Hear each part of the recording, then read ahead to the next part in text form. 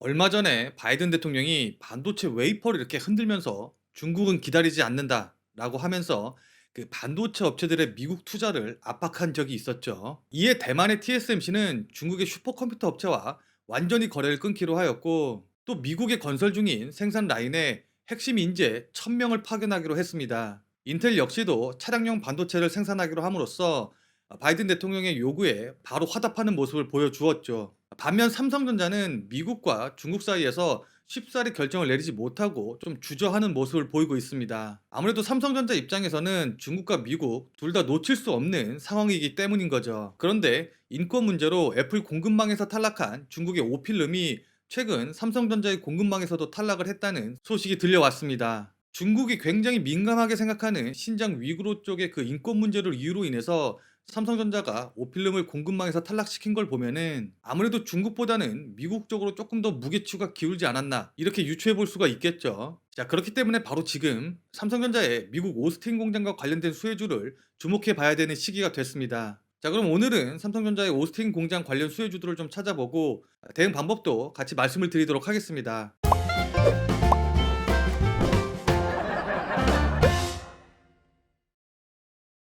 자, 일단 코미코 같은 경우에는 23년 8월 미코의 세정, 그다음에 코팅 사업이 물적 분할이 돼서 설립된 업체로서 오스틴의 반도체 세정, 그다음에 코팅 라인을 보유하고 있는 것으로 알려져 있습니다.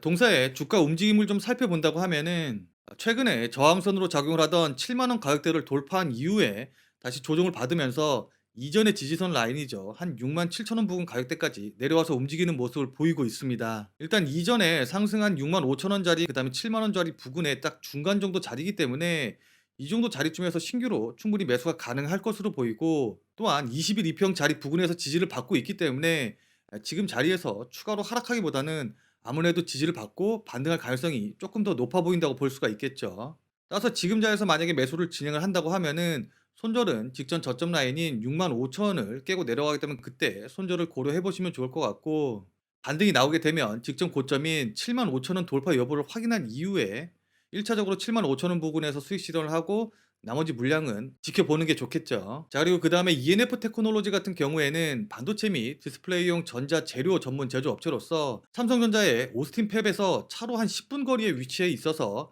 관련 수혜주로 분류가 되어 있습니다. 아무래도 거리가 가깝다는 건 그만큼 협력 관계가 돈독하다는 뜻이겠죠. 일단 동사의 최근 움직임을 좀 살펴본다고 하면은 저점은 이렇게 높여가면서 고점은 그대로 유지되는 이런 상승 삼각형 패턴을 만들고 있기 때문에 현재 자리에서 지지를 받는다고 하면은 추가적으로 상승할 가능성이 굉장히 높아 보이는 자리입니다. 따라서 지금 자리에서 충분히 매수가 가능한 자리이기도 하고, 만약에 조금 더 안정적으로 매매를 하고 싶다 하시는 분들 같은 경우에는 상승 삼각형의 상단 부근이죠. 4만 5천 원 가격대를 돌파한 이후에 조정을 받는 바로 이 자리에서 매수를 하시는 것도 굉장히 좋은 전략이 되실 것 같습니다. 물론 상승 삼각형의 하단 부분인 이 자리를 깨고 내려가게 되면은 그때는 손절을 고려해 보셔야겠죠. 자, 그다음에 한양 이행지 같은 경우에는 반도체, 그다음에 디스플레이 유틸리티 설비 및 관련 장비 제조 업체로서 미국 법인이 삼성전자 오스틴 공장 안에 위치를 하고 있습니다. 동사 같은 경우에도 직전 고점 자리 부근이죠. 19,000원 자리를 강하게 돌파한 이후에 조정을 좀 받고 있기 때문에 지금 자리에서 매수가 충분히 가능한 자리로 보입니다. 또한 지금 자리에서 매수가 진행이 된다고 하면은 이전에 저항선으로 작용을 했던 19,000원 이하로 하락 시 손절이 가능하기 때문에 손절도 굉장히 짧게 잡고 대응을 할 수 있는 자리가 될 것 같습니다. 일단 1차적인 목표가로 직전 고점 자리 부근이죠. 22,000원까지는 볼 수 있는 위치이기 때문에 손절은 짧게 잡고 수익은 길게 잡을 수 있는 예상되는 손익비가 굉장히 높은 매수 타이밍이라고 볼 수 있을 것 같습니다. 그리고 원익 IPS 같은 경우에는 반도체, 디스플레이, 그다음에 솔라 장비의 제조업체로서 삼성전자의 파운드리 라인에 증착 장비를 공급하는 것으로 알려져 있는 업체죠. 자, 기술적으로 본다고 하면은 마찬가지로 직전에 고점 자리 부근인 한 5만 5천 원 가격대를 강하게 돌파한 이후에 최근에 조정을 받고 있기 때문에 현재 자리에서 매수가 진행이 된다고 하면은 5만 5천 원 이하로 하락 시 손절을 잡게 되기 때문에 마찬가지로 손절을 굉장히 짧게 잡고 대응이 가능한 위치이고, 1차적인 목표가로는 직전 고점인 59,300 원을 돌파한지 여부를 확인하고